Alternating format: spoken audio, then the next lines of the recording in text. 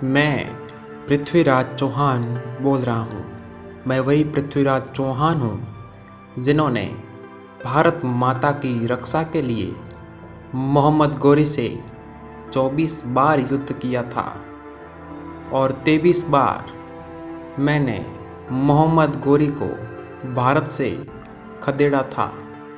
मुझे एक बार ही मोहम्मद गोरी ने छल कपट से हरा दिया था। मैं वो ही पृथ्वीराज चौहान हूँ जिसको अपनों ने ही हरा दिया था। मेरा जन्म अजमेर में हुआ था। मेरे पिता का नाम सोमेश्वर जी चौहान और माता का नाम कर्पूरी देवी था। मेरे मन के अंदर बचपन से ही भारत माता की सेवा करने का जज्बा था।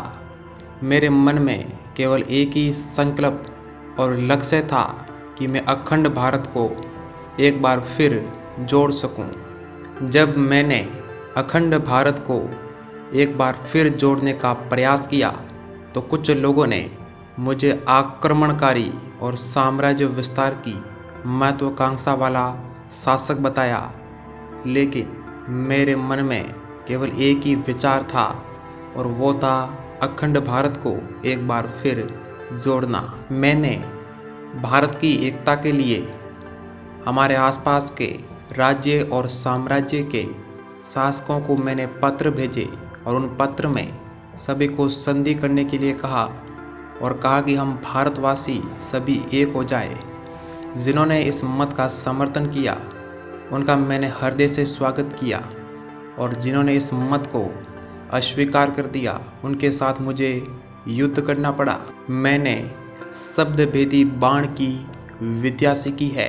इसके अलावा मैंने अस्त्र शस्त्र और सभी युद्ध कौशल का अध्ययन किया है और उन्हें सीखा भी है।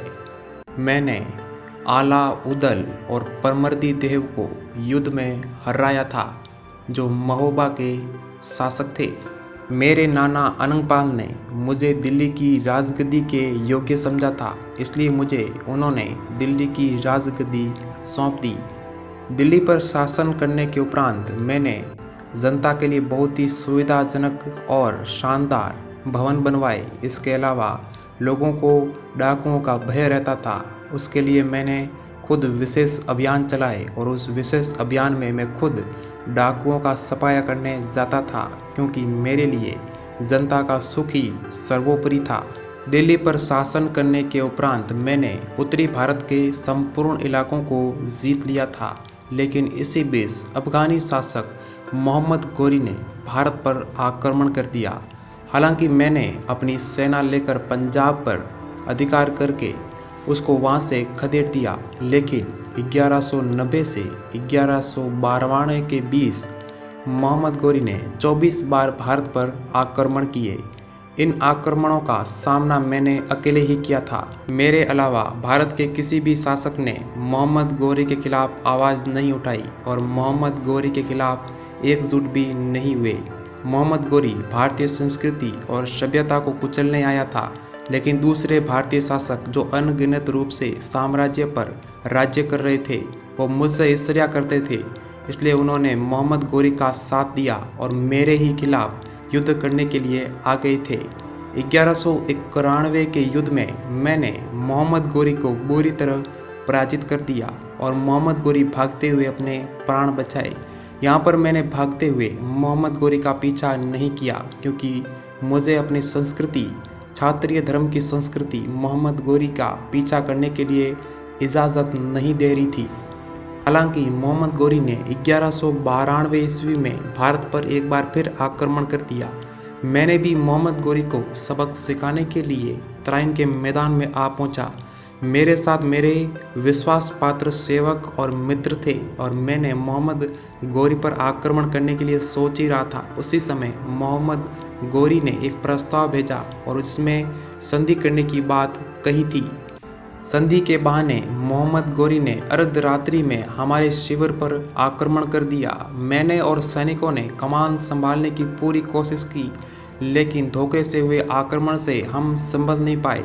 लेकिन मैं वीरता के साथ अंतिम समय तक भारत भूमि की रक्षा के लिए लड़ता रहा। लेकिन अधिक सैनिक होने के कारण मैं वहाँ घायल हो गया और मुझे बंदी बनाकर गजनी ले गए और वहाँ पर मुझे सिर नीचा नहीं झुकाने के कारण और आंखें नीची नहीं करने के कारण मोहम्मद गोरी ने मुझे अंधा करवा दिया।